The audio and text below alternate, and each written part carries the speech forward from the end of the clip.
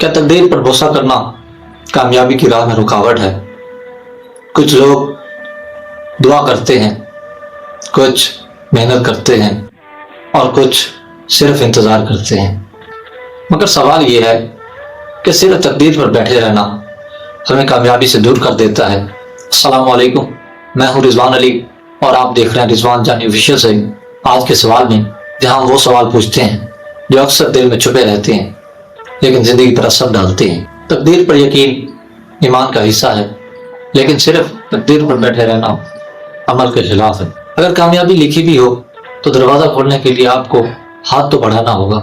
बहुत से लोग तकदीर के नाम पर कोशिश छोड़ देते हैं और फिर खुद को नाकामी का शिकार कर लेते हैं। याद रखें, तकदीर पर भरोसा रखो लेकिन कश्ती चलाते रहो, क्योंकि खुदा भी उसी की तकदीर बदलता है जो खुद को बदलने की कोशिश करता है। तकदीर मंजिल का पता देती है लेकिन मेहनत रास्ता बताती है। तो आज अपने आप से एक सवाल करें, क्या मैं तकदीर का सहारा ले रहा हूँ या इसे बहाना बनाकर अमल से भाग रहा हूँ?